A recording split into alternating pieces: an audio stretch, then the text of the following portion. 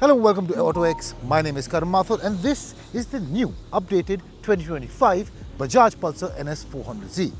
Within 6 months of the launch of the first iteration of the motorcycle, Bajaj has introduced a newer one. Now, this gets few design changes, but mostly mechanical. And in this video, I'm going to take you through everything that's changed. So when you talk about styling, it still carries the familiar design of the previous one. But a subtle difference is the difference in the radiator cowl. These have been reworked in order to divert heat away from the rider's legs. Next, if you come up front, you'll find that you now get steel radial tyres. Here I have the Apollo Alpha H1s, but you also get MRFs.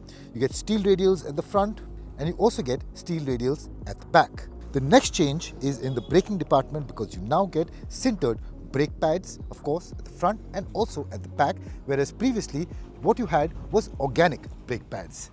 Next, if you come around, I'll take you towards the gear position lever because you now get a sports shift quick shifter. Well, Bajaj is not calling it a quick shifter because it doesn't have sensors in the traditional sense. What you have is a gear position sensor which tries to predict when you're going to shift and helps you accordingly. Also, another caveat here is that the sports shifter is only available in sports mode, and it's also worthy to note that the overall RPM has gone up by 1000 RPM. It starts at 10,300 in normal mode, but in sport mode, you have a 10,700 RPM limit.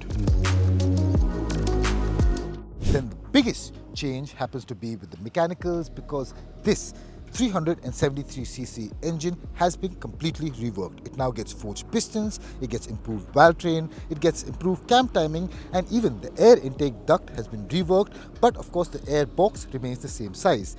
It is now pushing out about 43 bhp. It can do a top speed of 157 km per hour as Bajaj claims.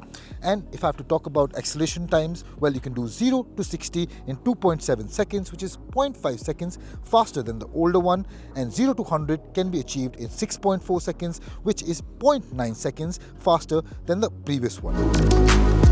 Now, if we talk about the tuning that Bajaj has put into this reworked engine, well, the top end has improved in all modes, and in general, with that, sports mode has also been enhanced, while rain and road mode has been dulled down slightly. So what effect has that had physically in terms of dimensions? Well, none. It still weighs about 174 kgs, the length, the height, everything remains the same. Even the ground clearance remains the same at 165 millimeters. But there are some interesting things to note. One is that the similarities in the engine changes are similar to that of the Gen 2 Duke when it got the nickel carbide coating. And also that the sports shifter cannot be retrofitted to an old NS400Z. Bajaj claims that you have to have this new 43 PS version in order to have this sports shifter. Finally, if you talk about pricing, well, this is now priced at rupees 1.93 lakh, which means it gets a difference of rupees 8,000. So what do you guys think of the new updated NS400Z? Watch out for our review coming soon right here on this channel.